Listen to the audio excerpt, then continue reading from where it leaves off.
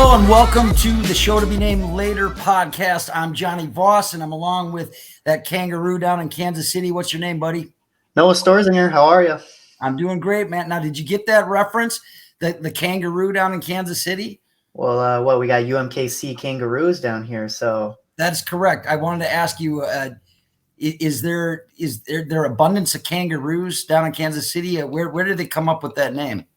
I don't know, but I see them every time I go down my commute down to World. Hey. So see them all the time. Hit a couple of them. They're kind of an issue down here. So okay. I was curious about that. And it's not like we're going to ask. I didn't know Kansas City was known for kangaroos.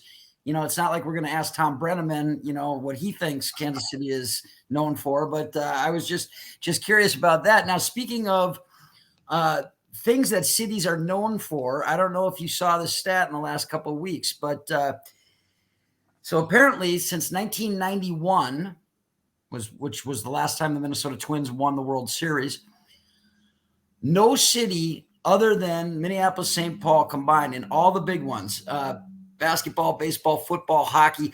I don't know if MLS soccer was included in that, but since 1991, no other sports city conglomerate has gone 0-50 in never reaching a championship round in any of those sports at all. 0-50.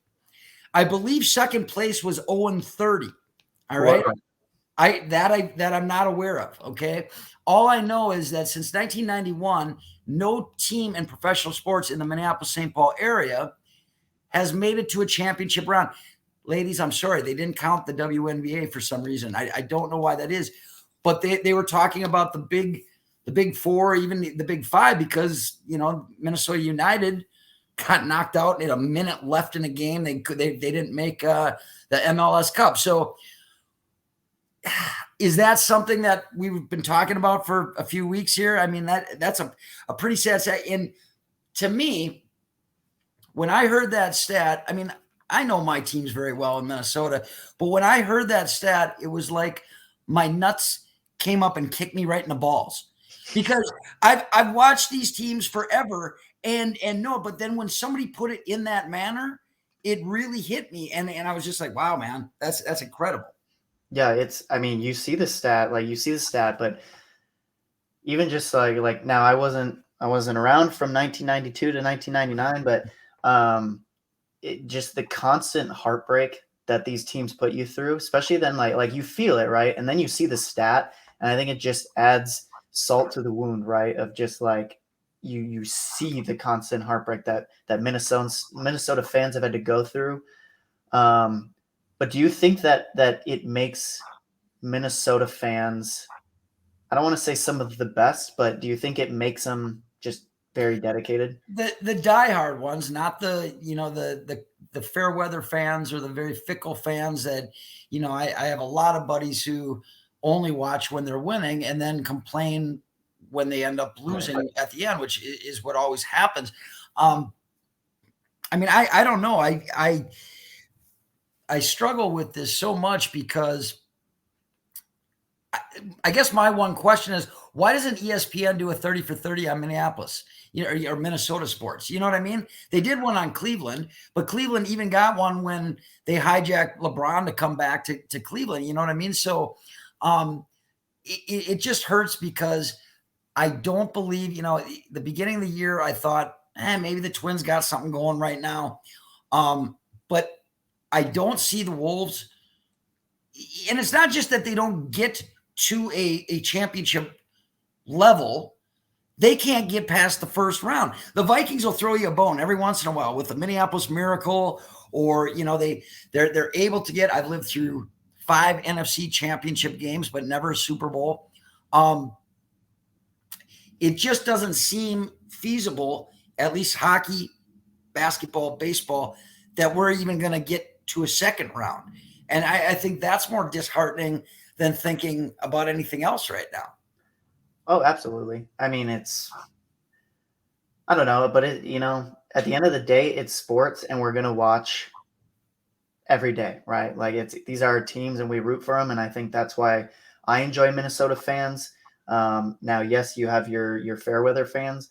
I do think our diehard fans are something of a different breed because they've been through heartbreak so long, and to see people be a diehard fan this long is really cool to see. I think there's a difference between a Minnesota diehard fan compared to say a Los Angeles Lakers fan, wouldn't you say? Well, you can't even compare any fans in Los Angeles because they're all from different parts of the country. There's nobody from LA that I'm a Lakers fan. It's always some guy from that moved there from From Eden Memphis. Prairie. Yeah, right. That thought he was gonna. Yeah, okay. All right. So I got another question. I was wondering if you were aware of this. Speaking of all the what shocked me is that the Minneapolis St. Paul area. I don't know if you were aware of this. They have a professional team in all of the sports right now. Okay. They're one of 6 cities that actually has a pro football team, a pro basketball team, a pro baseball team, a pro hockey team, a pro soccer team, and a WNBA professional women's team. One of 6 cities. Now, and they have the University of Minnesota, which is close by. Is it too much sports for a market like Minneapolis, St. Paul? Have you ever thought about that? I've heard some people say that it saturates the market, right? Because I mean, even down here in Kansas City, right? I mean, you've got the Chiefs and you've got the Royals, and that's what people look forward to, and I think that's where you get some big diehard fans and some people that go to every game. Minnesota, I mean, it's really cool that you offer all those major sports, and that's why a big reason why I love Minnesota. But it is interesting to see or to live in an area where it maybe only has one or two, and looking at how people interact with those teams, how it affects the city, because I do think it is different compared to have a city that has all 4 major sports. Okay, so I'll go with this one then. So, and most people aren't aware of this as of yet. I do have another love besides a Minnesota team, and that's St. Louis Cardinals baseball. Now, if we look at a city like St. Louis, same kind of deal. It's a small market, really only a baseball town. They're a hockey town as well, but they sure as heck can't keep a football team there. And so when I think of something like that, because as I was looking at the 6 cities that had all 6 of these, I thought, how does Minnesota qualify for all that? I think Dallas and Atlanta are the other cities that are smaller markets, not like New York, Chicago, LA, which are the other 3. So I try to figure out how it is that we've been blessed with this plethora of pro sports all the way across the board. But then in the same breath, I've got to wonder, are we going to be able to keep all of these franchises here? I already talked about St. Louis. They had 2 NFL football teams, and NFL is a moneymaker. That's a cash cow, and they weren't able to hold on to them. They're more baseball city, more hockey city. Now they're going to be a soccer city. But should we be worried that there are going to be franchises on the cusp of leaving this market in the future?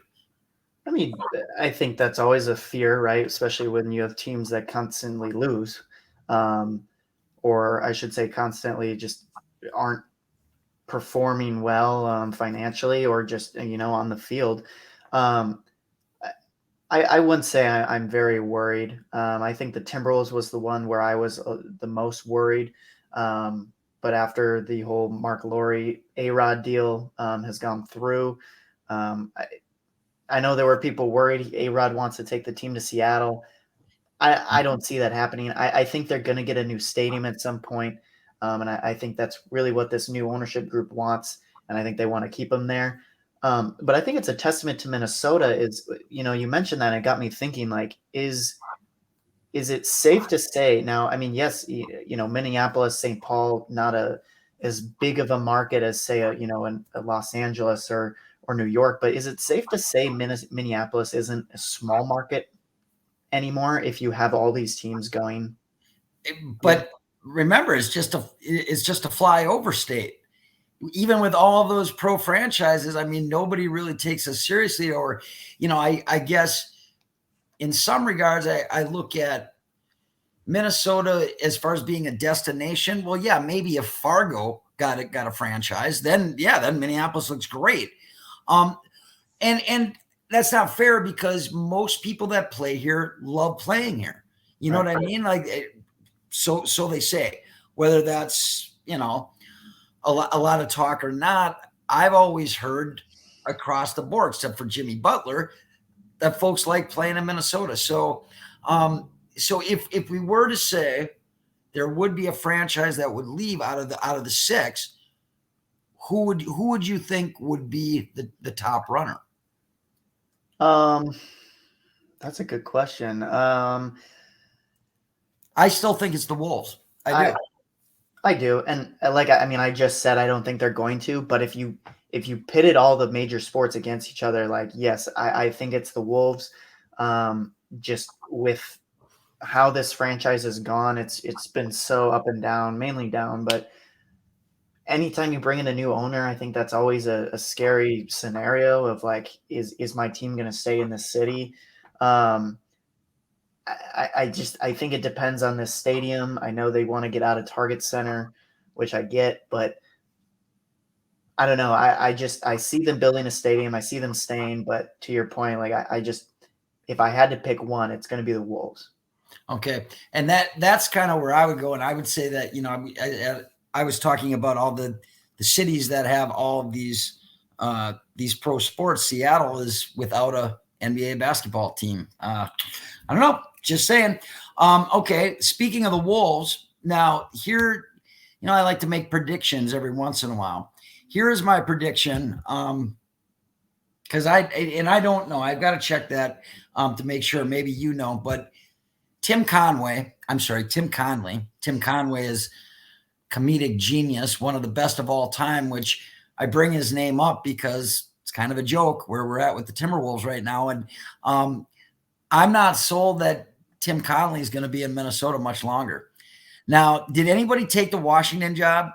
No, and I was going to ask you about that. Yep, that's the one I was thinking of. Yep, because as we know, Tim Connelly is a Baltimore guy, I believe. He did make the jump from Denver, which I'm watching his team play right now in the Western Conference semifinals. Would that be just like par for the course with the Wolves as far as going from, I think that one of the huge problems with the Wolves is that they're constantly looking for a fix it all right now. We're going to bring in a new guy, and it's always the wrong person that they bring in. Every single time it's been the wrong guy. All right. And so is it going to be one of those things? Now, I'm not sold 100% on Conley anyways for screwing up the next 5 years. Is that an easy route for him, is just say, well, man, I messed this up pretty good. And I'm not going to sit around and watch Rome burn. I'm going to get out and, build a new Rome. Oh yeah. I've had this thought for a while. I know Timberwolves Twitter has had this thought. I don't know. I just think it's a testament to who you are as a person. If he takes this job and, he had 1 year where it was like, maybe you didn't make your big splash didn't work. And the team's in a bit of a limbo right now, and you just dip when it gets hard. I don't respect that. And I truly think that for a guy who gave up all of, I don't want to say Minnesota's future, because I still count Ant and Jaden and Nas as the future currently, but giving up those future assets in those picks and everything to do all that and just leave, I would have no respect for him. I think he becomes one of the most hated people in the Timberwolves organization. And what do you honestly think the chances of him bailing would be? I mean, honestly, right now, the media asked him when they did their exit interviews, which no one ever tells the truth during the exit interviews. Right. And he said somewhere along the lines, don't quote me, but it was, at this point, I'm focused on Minnesota and its future and everything. And everyone wanted to point out in that quote was at this time, Right. Which saying, means 2 weeks from now could not be his time in Minnesota, right? exactly. Now, in terms of trusting Connelly, like I do think he's a good front office guy. I mean, you make bad moves sometimes, and Gobert was a bad move. But when you look at, just I like the guys he drafted. I like the moves he made at the deadline. The D'Lo one was a little up in the air, but honestly, right now I'm fine having D'Lo off the team. But you gotta, okay, and I wanna go to bat for Connelly, but what I don't get about the whole Gobert trade was, remember when Minnesota has not a superstar, but a pretty good ball player, better than most on the team. And you say, okay, well, we could trade him, but you're never going to get trade value. You're never going to get back what you're giving up, right? You understand where I'm going with this? Yep. Since when is Rudy Gobert Wilt Chamberlain that you're willing to give up that much? And what do we get? Al Jefferson for Kevin Garnett? Like, you see where I'm going with this? Like, and that's in a 1-year splash, but it was almost like we got LeBron James at 19 years old. That's how many people we put on in that trade. And now we're kind of, like I say, and if I were Conley, I'd be jumping ship right now. I mean, it's definitely crossed his mind. We all know it has. I think it would be really cool to see him adjust this team and hopefully build a winner. I think it would be just really cool for Conley and himself. In terms of the Gobert deal, from what I know is when Gobert was drafted, Conley I wouldn't say accidentally, but they missed on Gobert, right? They had multiple chances to draft him, and Conley said that forever haunted him. And I think he got here, and this was his chance to finally get Gobert on his team, and that's where I wasn't a huge fan of the deal. But I'm curious. So let's say, I got one name for something like that. Okay, Brandon Roy.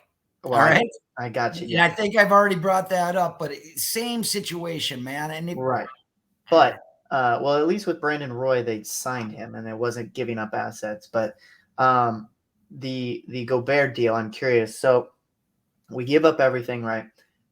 Gobert, let's say he wins Defensive Player of the Year this year. What are your thoughts on this deal?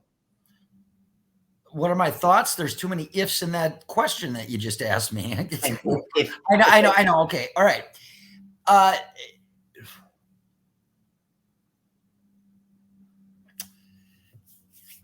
I still don't think that it's worth it. Really? For him to win Defensive Player of the Year, which he's done twice before. Yep. Okay. That's what you did trade for, yes, but that's not all you traded for. You traded him because you thought that he and Towns were going to be this dynamic duo that was going to help you not only get out of the first round, or I should say get into the playoffs barely, but get through the first round, get through the second round, and actually contend for a ring. And I don't see that as happening right now. I don't see that in the future with the team that we have on the floor right now. Right. So what if you are Tim Connelly right now? What are your what's your Timberwolves blueprint for next year? Granted, I think that's my point, is that I don't think that they have, and the Wild are in the same situation for the next 2 years, because they had to pull the trigger on Parise and Suter's contract, and they did the right thing. But for the next 2 years, it's the same team that we're going to see in St. Paul, same team we're going to see at Target Center. And that's, I guess, why I would say that Connelly would be smart to leave for himself personally, not for the Wolves organization, because there really is no blueprint that you have to say, this is what we got. And they'll do that for another year. They'll go with this exact same team for another year. And if they don't make the playoffs, then people are going to say, okay, now you got, I mean, there were folks already calling for Finch's job. Not a fan of that. Of calling for his job. It wasn't me. Are you a Finch fan? Somewhat, but I think that you have to go by results, though. And if you cannot even get close to advancing out of the first round, I think Finch is given, been given the tools that he can work with, and that's it. I don't think it's necessarily his fault what's going on right now. No, I do think, though, Finch has been extremely beneficial to a guy like Anthony Edwards. I do think he brought the team together a little bit, which is what they needed, especially after Ryan Saunders just was a terrible coach. I like the story, but the coach was horrible. Nope. And I just think, like, right now you look at what the Wolves are doing, some question marks, and I'm sure, I think almost every coach in the league would struggle when you put Karl-Anthony Towns and Rudy Gobert next to each other on the floor. That's tough, man, right? Like you said, he's given the resources and he's doing what he can. I think he's a good coach. Unfortunately, with how coaches are right now in the NBA and the coaching landscape, your coaching leash is short in the NBA. You just saw Mike Budenholzer, who was fired. And now, granted, they didn't make it out of the first round. They were the top seed, but they had just won a championship the other year, and they fired him. So that's where I'm confused. Like, you don't have like a Greg Popovich in the league, and he's really the only one, or maybe an Eric Spoelstra. But I'll tell you, what I always say this every day of my life: what is this world coming to? But what is this world coming to when the Minnesota Timberwolves have as many playoff wins as the Milwaukee Bucks? Right? Yeah, absolutely. It's weird. It's just a Midwest thing, I guess. Okay. Well, not to, keep doom and gloom and all that kind of thing, but let's get to the Minnesota Twins, huh?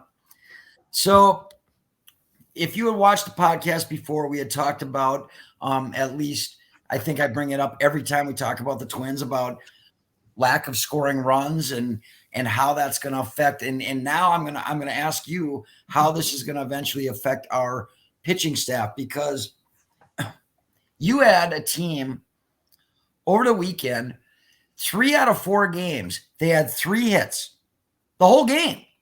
Okay. 3 of 4 games. And the grace of God, they won one of those games. And we'll talk about that in a minute, because if I were the White Sox, I'd be ticked off about that whole deal.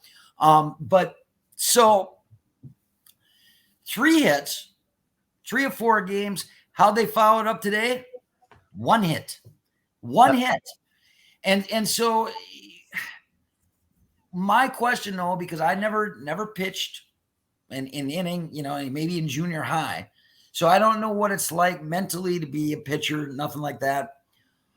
But when I see guys going out, last night when I watched the game, I was like, oh, okay, Sonny, this is where he breaks down now. He had 1 bad inning. He's allowed that. Mm-hmm. Okay. But as soon as the other team scores, it could be 1 run, it could be 2 or 3. I'm like, that's it. The game's over.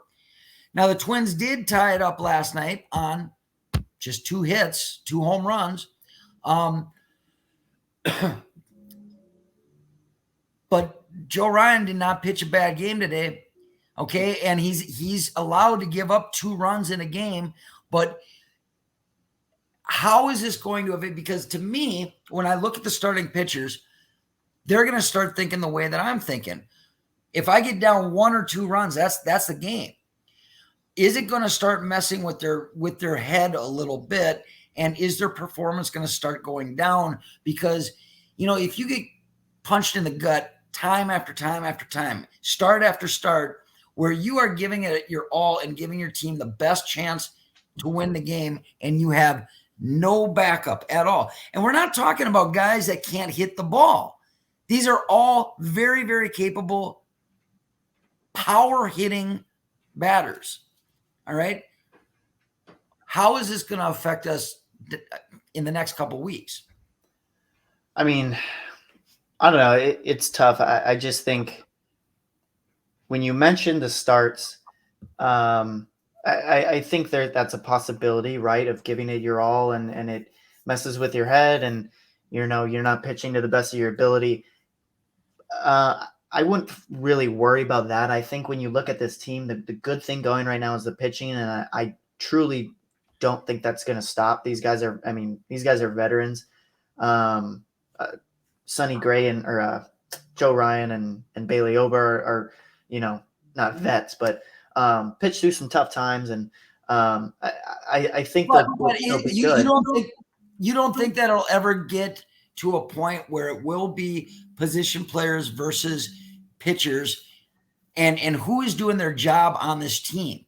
Because I don't see this as a first place team right now at all, even in the Central. Well, not right now, but yes, I do think there could be a scenario like that, but I think we're only in early May, and I think if this team's going to go through a slump, this is the best freaking time to do that, because once you get down the months, you can't go through slumps like this. Carlos Correa is not going to hit 200 on the year. And I know that April is always his bad month and whatnot. And however, he's got what now? He's got 4 or 5 home runs this year, all solo shots. Yeah. Have you noticed that runners in scoring position? I think he left 5 guys in scoring position last night alone. He's going to hit the ball out of the park, but only when nobody's on base at all. That is concerning to me, because to me, before I was like, we're going to have trouble scoring runs because we're not scoring. When we have guys on base, we're not hitting the ball, right? Now we're not hitting the ball to get on base. And somehow we still have the bases loaded. Once again, bases loaded, nobody out today, 0 runs. Okay? It's just what I'm seeing is, and right now, like, I think it's on the vets, a Buxton and a Correa to be the example and push guys. But right now, it's also Pete Mackey, the hitting coach, needs to figure something out, because no one is putting up competitive at-bats. Okay? The at-bats that we're putting up are not, especially with runners in scoring position, are not competitive. We're not going up there with a plan. Is everyone swinging for the fences? Everyone's swinging for the fences. Yes, and it's not what you expect from vet hitters. I mean, you go up there, if you got to play small ball. Just put the ball in play. Things happen. It's the little things that you hear growing up playing the game of baseball, and maybe it is where everyone just wants to hit a homer, and you know what? That's not going to win you games. And we saw that especially with the Bomba squad in 2019 when they won games, they couldn't do it in the playoffs. But you know what this lineup, and it's just not one player, it's the whole lineup reminds me of right now? Miguel Sano. And I'll give you an example. Buxton had an opposite field double the other night off the wall to right center. When he is hitting all fields, his swing is so much better than always trying to pull the ball down the left field line. And Sano was the same guy. He would get hot for 2 games because he wasn't always swinging for the third deck. And when he started peppering balls to all fields, that's when Miguel Sano was the best. It just never caught on. That's what I see everyone in the lineup doing right now. Byron Buxton included. It's you know what? It's a press, and unfortunately, teams go through this. You'd prefer to be only a couple guys, but I mean, honestly, right now it's the entire team. I mean, Trevor Larnach got sent down because he couldn't come up with competitive at-bats. At this point, I think Jose Miranda needs to go down because his at-bats are atrocious. How about his defense? Well, yeah. And, we got Kyle Farmer supposed to be back on Tuesday. Kirilloff just came up. To my knowledge, Royce Lewis will be here at the end of the month. We got Is that people right? coming. Is that confirmed? Not confirmed. I mean, I'm on Twitter right now. I could see people saying that Kyle Farmer's supposed to be back on Tuesday. Yeah, So I he'll be did there see for that. Yep. he'll be there for the Padres series. But I mean, this team needs someone to come in, and maybe it is a rookie to come in and put up competitive at bats and show them that, hey, just put the ball in play, things will happen, because that's just what this team needs to do right now. One of the call ups that I wasn't too pleased with was Alcala, and I didn't understand. He looked good in the one inning that they gave him last night, and then to give up, and that's why I don't think that he is. I just don't think that he's going to help this team at all. I really Should don't. he have gone 2 innings though? You wanted him going 2 innings? I said, should he have? Because I No. don't think he's a. Even after, I mean, he struck out two of the three guys he saw in his first inning, but then gave a home run up to, I believe that was Kwan's first home run on the year. Yeah, he doesn't hit homers. Right. No, not, and that's what I'm saying. And I guess I didn't understand. And, I was so pleased when they sent him down after that horrible outing he had. And then he got called right back up, sent Winder down. And I thought the reasoning Rocco said was Winder, they couldn't give him innings because they were going with guys only one inning here and there. Winder is a guy that he's going to pitch you. Well, there you go. He could have gone 2 innings last night instead of Alcala. Yeah. And they sent Alcala down to fix himself, and in 4 or 6 and a third innings or whatever in AAA, pitched great. So I think they felt comfortable bringing him up, but I don't know why Rocco insists that Alcala is a 2 or 3 inning guy when this guy has powerful stuff. Let him just cook for an inning, because I think he's fine for an inning. But when we start asking him to stretch out and do more, it's tough. And this bullpen right now is besides Duran and Lopez, I can't trust anyone in this bullpen. Maybe you couldn't trust Lopez, gave it up the other night. Yeah, but it happens. I know. That's the hard thing with bullpens, right? I mean, that's why I think you see relievers really don't get extensions or long-term contracts, because the way it's so volatile, like you can't predict when these guys are going to blow up. And the Twins, I thought this was going to be a good bullpen year, outside maybe 1 or 2 guys, Pagan and Moran.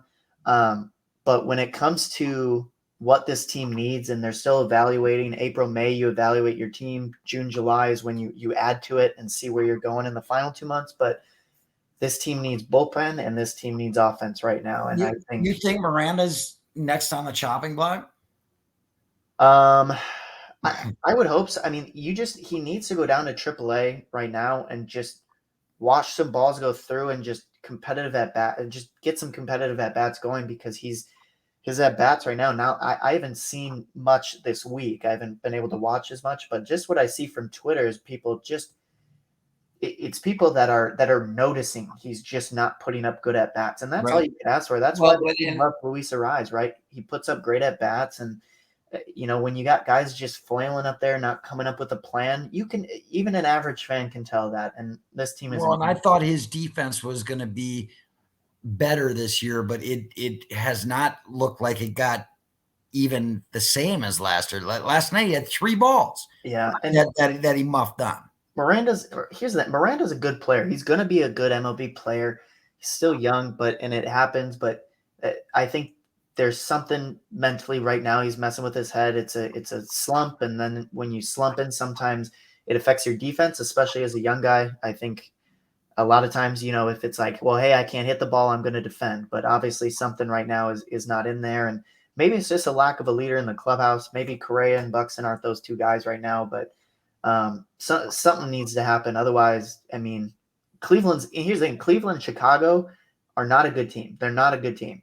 I was going to make that point. It was right.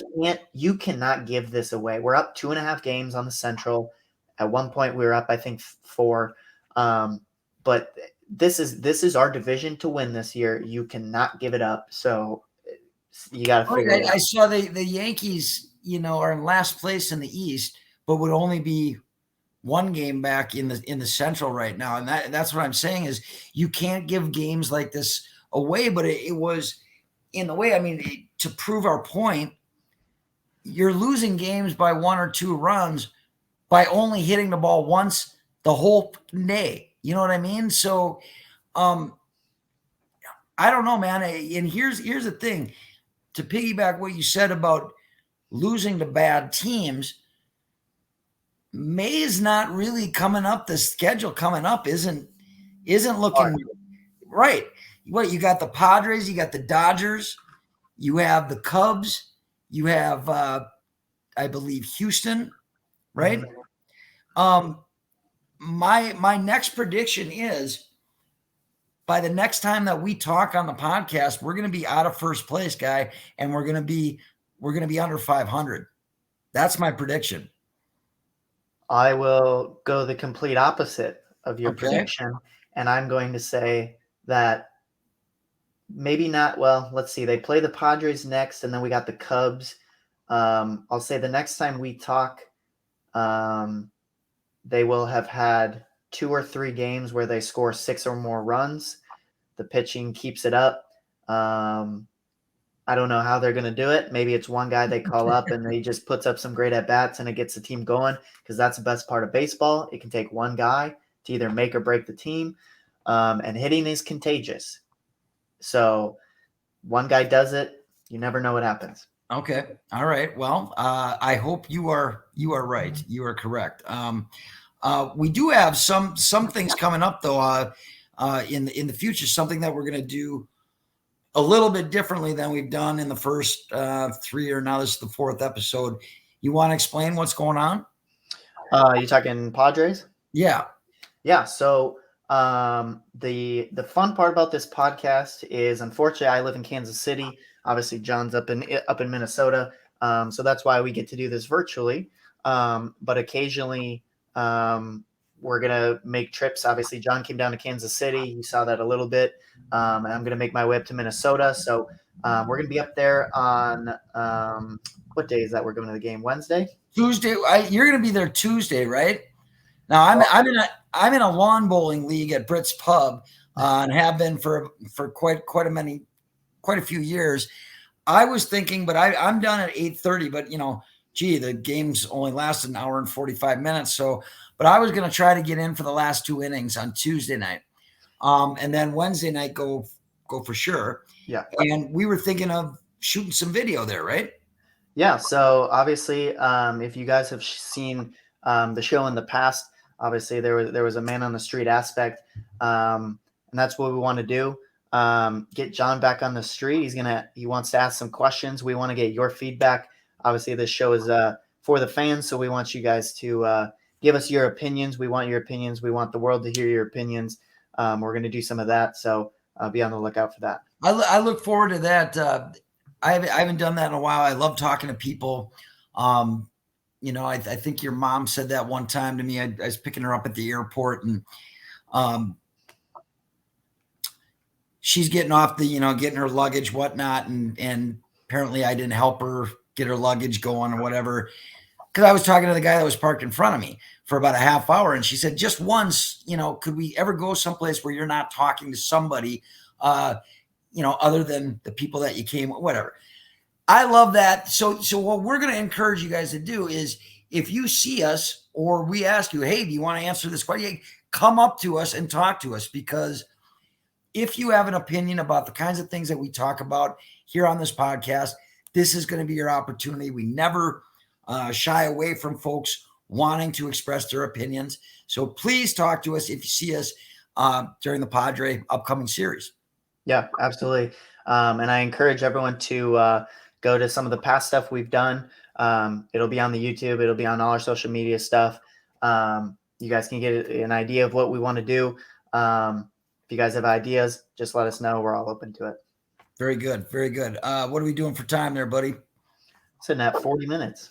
40 minutes. Now, there's nothing is set in stone, correct? Now, I'm hoping we're going to get some more footage this week. Now, are we going to put that together with what we're doing right now, or how is that going to take form? It'll be separate. It'll be separate. Okay. All right. You want to make a prediction for the upcoming Padres series? Well, let's find out. I need to see who's pitching for the Padres. Looks like we got Michael Wacha going against Louis Varland. Waka. We got Seth Lugo against Pablo Lopez, and we got Yu Darvish and Bailey Ober. Ooh. So let's see. I'm gonna say the Twins are at home. They came off a tough series. I'm gonna say they bounce back and take 2 of 3. I will say that they lose the last game of the series to Yu Darvish. I think Darvish will light them up. But yeah, let's say 2 of 3. I think the Twins are lucky they get 1 against San Diego. But we will see, and we will be there to cheer them on in full force. I thought that I had a lot more on the agenda, but I really don't have that much more to go on for right now. Should we cut it a short one, or you want to keep going? I got one more thing we can talk about. Okay. The Minnesota Vikings draft. Yes. What did you think? Were you surprised by the pick? The first one? Yeah. Now, not because I think they got the player that they wanted that was available at that time. I think that they got a really good pick. I was thinking that maybe Osborne was going to have a breakout year this year, and so he still can. I mean, he can. Correct. I heard a lot of folks saying our defense is going to be so bad, so you're gonna shore up on. Well, if our defense is going to give up 30 points a game, we want to make sure we score 35. And Addison now might give you that huge 1-2 combo with Jefferson and Addison. Now Osborne, like you said, also running back is still a question mark. The offensive line is still a question mark. Defense is ridiculous question mark right now. Do you like who they picked up? They picked up a corner and a safety. When was that? Well, round 3 and round 4. I'm sorry. I thought you were saying just recently that they got it. No, but yeah, they got no, because the cornerback I was surprised by, because I think he would have been around later in the draft. I thought there were probably 7 or 8 cornerbacks that they could have taken over who they did select. But it's a crapshoot. We all know it's a crapshoot. So I guess the first round, the other thing was the quarterback that they took from BYU. Interesting, obviously work in progress, but the fact that he's 25 years old and that he's very mobile was at least interesting or intriguing to me. I didn't think it was a terrible draft. I don't think it was hit it out of the park draft. I give it maybe a B-. Sure. Yeah, I wouldn't say I was thrilled or disappointed. So I go a C plus is average. I think we'll just have to wait and see at this That's point. where I was headed, more towards a C. I was glad that they didn't pull a Tim Connelly, and decide that they're going to give up whatever so that they could draft number 2 and take a quarterback that we never hear from. In 2 years down the road, we never know what he's doing or where he's at in life. I was just pleased they didn't feel that they had to make a rush decision at quarterback. Right. They'll be in the same position next year, and worst comes to worst. I mean, Green Bay always feels that they've got the next heir apparent, and I'm not sold on Jordan Love at all. He's not that guy. No, so, regardless of what they do with Cousins at the end of this next year, they may be in a situation like Green Bay, but that's not necessarily a bad thing. You know what I mean? I don't think that anybody that you drafted at quarterback would be ready in a year to say, okay, let's just hand the reins to him and he's going to be all set, No, and that's the interesting thing, because Jaren Hall, the quarterback they drafted, he's not 1 year, he's not going to develop into a guy that I don't think anyone would be comfortable starting.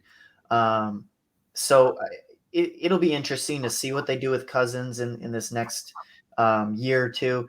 I do think, though, like you said, I'm glad they didn't pull a Tim Connelly and just throw all their marbles in one hat. And because at the end of the day, I do feel like, you still have a top 10 quarterback. So Yeah,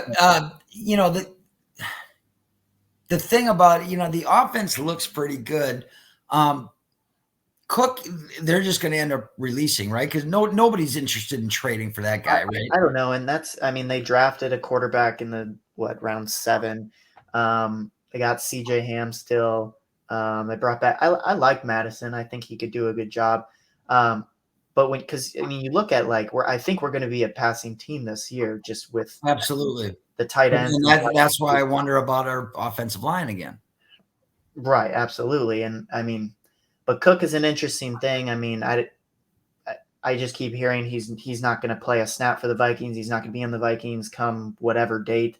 It would suck if we had to release him. You'd like to get something for him, but at this point, I don't think anybody's even interested in him right now. Which is crazy. You just think about what he's been for how many years, and very, very small window, man. Running back, a very small window in the NFL. You know. All right. That's all I got. Okay. Well, I apologize. I thought I had more on the docket, but it seemed that I will say this: the whole technology thing is killing me, Noah. Now you can see that Noah's got a nice little logo behind him, and that is courtesy of your green screen, right? Yeah. So he sent me a green screen as well, as you can see, not up and running. To me, the technology part of this show is more stress than anything that I deal with. Road rage maybe is the only other stress that that really affects me. But I work with kids every day, and that's stressful enough, but it's nothing compared to dealing with the technology. I'm not a big fan. It's all right. We grew up with it, right? So right. It's okay, but I'll be there and I'll help you out during the week when I'm up there. So hopefully your background will look like this. But okay. See, I thought you were going to be able to put me we could change it every 5 minutes. I'm in front of Busch Stadium in St. Louis, and then I'm in front of the Lincoln Memorial in Washington. Something like you can do that. We have the technology to do that, or what? Yeah, honestly, there's endless things you can do with this stuff. It's more than you could ever fathom. I'll show you AI soon. You're gonna shit your pants with AI. Well, let's not get crazy yet, okay? All right. Well, I look forward to seeing you, man. I can hardly wait. Hopefully a Tuesday night, but Wednesday for sure. And I'm looking forward to this, man. It'd be fun to get out and about and meet and greet some people, strangers and friends alike. Absolutely. Looking forward to it. If you're out there, look out for us. If you got questions, let us know. We'll be on the move. So looking forward to it. Right on, man. Thank you.